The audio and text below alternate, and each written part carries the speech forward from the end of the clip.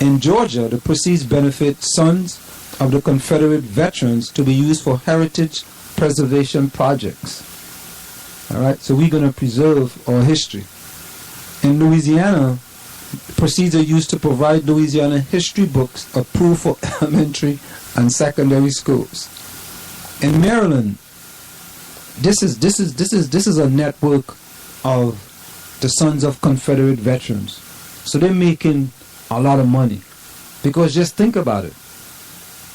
If these plates cost $150 and each plate sold, they get $10 because they're allowed to make money on the plates, right? Mm-hmm. If they sell 10,000 plates in a year, that's $100,000. And if you go to 9 states, that's $900,000. And you know in some states you're going to sell more because there is more people who believe in South Carolina. There's more people believe in it. So instead of it being, you know... Yeah, but then at the same time, Anselm, again, I'm going to put my point out yet again, is that in these southern states, you have high percentages, at least counties, with high, over 50, 48% to 86% that are all black. I mean, they're almost mostly black. Louisiana, Mississippi, I'm staring at a map right here from the census, Georgia, North and South Carolina, and Maryland. But what does that have to do with who's going to buy the plate? I don't understand why. I mean, I would just... I would hope that people will be able to use some political pressure to get those governments that they are, you know, living in, their state governments, to ban them. Yeah, why is it that they are not, or have not, or do they actually fight against that? It's the elected officials. If the officials elected who make the decision. Roll the bums out then, you know? No, that's easier said than done. You know, but this is just... So the sons of the Confederate veterans are all across these 9 states. And the money is basically used to benefit the sons of Confederate veterans. And in South Carolina, Tennessee, and Virginia, the use is not specified.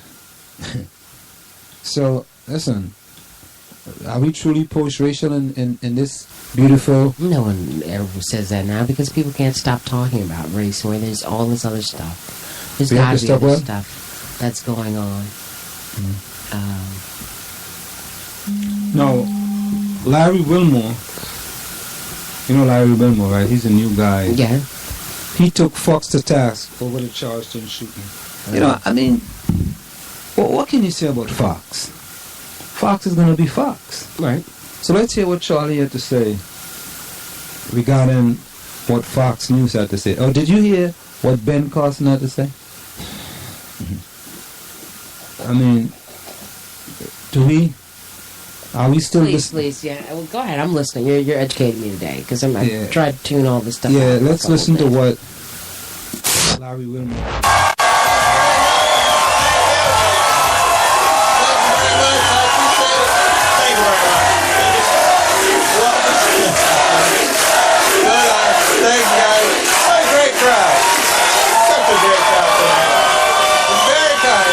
Welcome to the Nightly Show. I'm Larry Wilmore.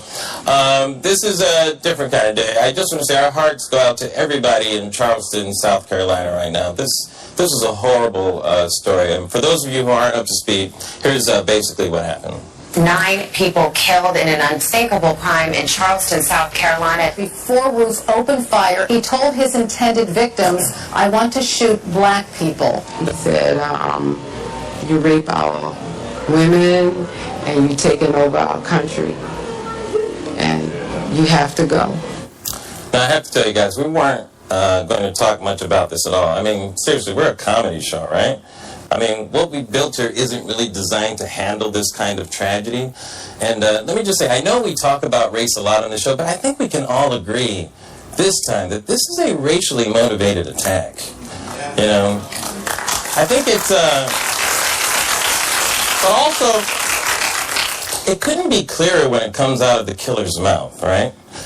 But even with all of that evidence, and on a day like today, Fox News just makes my head explode. Well, last night's deadly attack taking place at a historic church in South Carolina. The gunman's horrifying attack on faith. The question is, was it a crime out of race or religion? They could be calling it a hate crime because it happened in a religious institution. So if we're not safe in our own churches, then where are we safe? Although it's being investigated as a hate crime, there's still some pieces we have to put together. Some look at it as, well, it's because it was a white guy, apparently, and a black church. But you made a great point just a moment ago about the hostility toward Christians. And it was a church. Okay.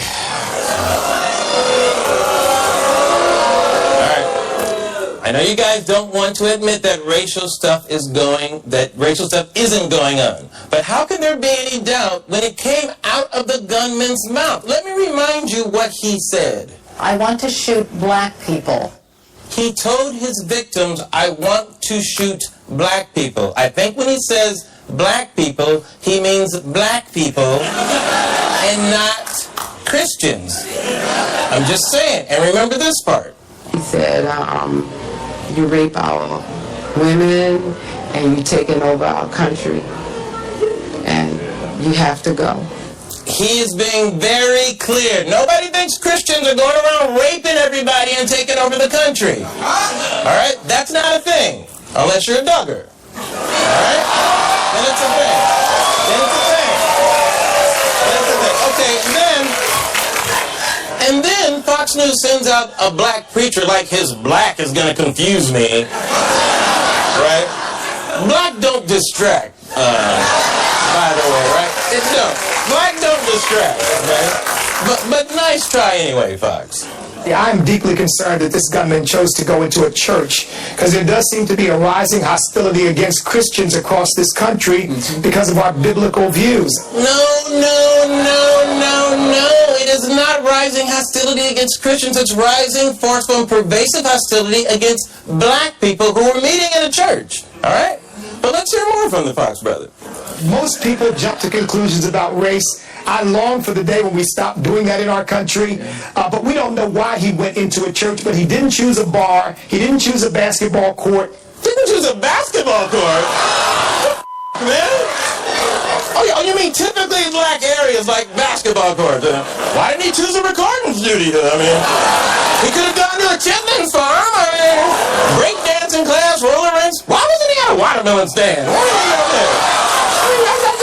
He could have. And the literary center, he could have been there. Look, if he wanted to target a high concentration of black people, why didn't he choose any prison in the United States? Why didn't he do that? And it wasn't just Fox News. Even GOP presidential candidate Rick Santorum couldn't wait to jump on this bandwagon to wrong town. We're now seeing assault on religious liberty that we've never seen before. It's obviously a crime of hate, and we don't know the rationale, but I don't know what other rationale could there be? Yeah, what other rationale could there be? I mean, for people who live in cut and dry, black and white worlds, it's amazing how social conservatives like Rick Santorum just stretch and bend and contort to make sure they never have to confront race, right? Yeah. I know, because this was in a church that it's hard to understand this was about race. But let me give you an example. 4 black girls were murdered in a church bombing in Birmingham, Alabama in 1963. All right? Back then, no one pretended to wonder what the motivation was. If you tried to say it was about religion, even the perpetrators back then would have corrected you. All right? No, we killed them because they're niggers. I'm glad I did it. All right, one last thing about this church is that it has proven itself resilient for nearly 2 centuries. The Mother Emanuel Church first opened its doors in 1816. 6 years later, it was burned to the ground. And 12 years after that, all black churches in the South Carolina were outlawed, forcing Mother Emanuel to hold their services in secret. Also around that time, racists killed one of the church's co-founders for planning a slave revolt. And nearly 200 years later, last night, Mother Emanuel's senior pastor, Clemente Pinckney, was added to the list of church leaders taken from the congregation. And though this is devastating to the church today, it's comforting to know that Mother Emanuel can and will go on. We'll be right back. There you have it, man. Well said. Yeah. You know, I mean, you know, it's funny. Not just Fox, but the Republicans do.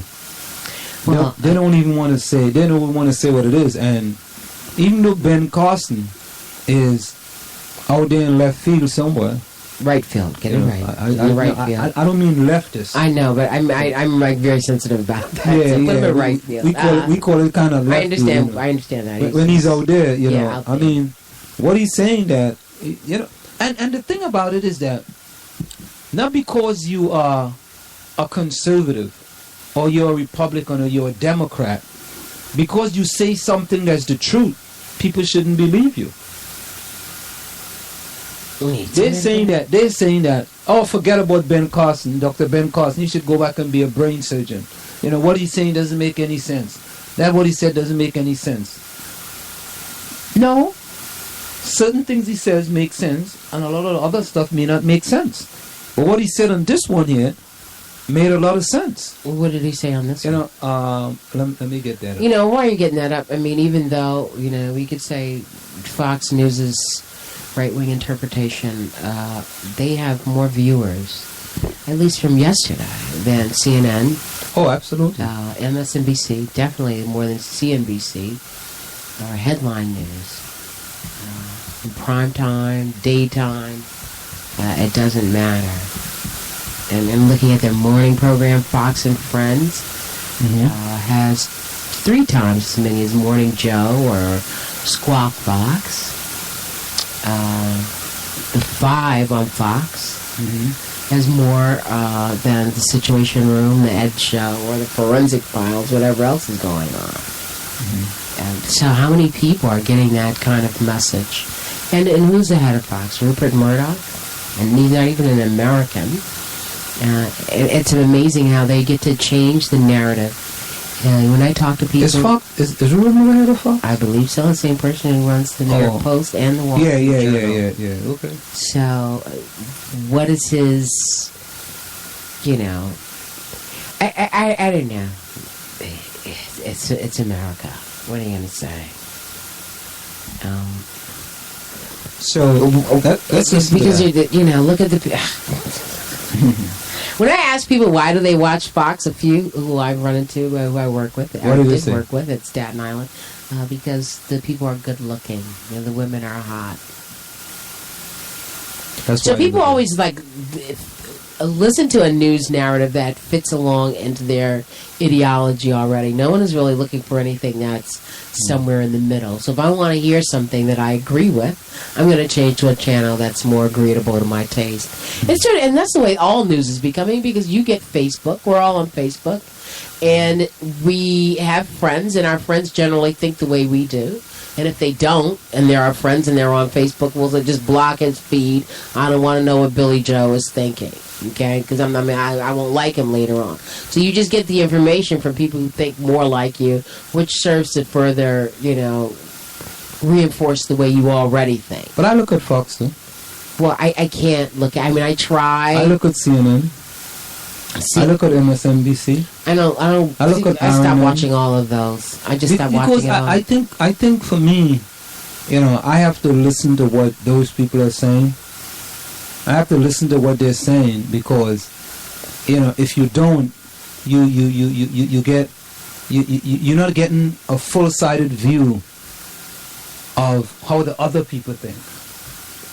The people that they see America through rose-colored glasses. And so, what's the value of you watching that? Yeah, you should always know what your enemies are doing and what they're saying. No, I don't agree with that. I always believe that. Anyway, I understand what you're saying, but go ahead. Let's hear what it is. This is the one with With Charleston, South Carolina, reeling in the wake of a deadly shooting at a historic African-American church, race, again, is in the national spotlight. The suspect, 21-year-old Dylan Roof, a white man, has been charged with 9 counts of murder. Kika Wright says race is still a major issue. I think in South Carolina and across the nation,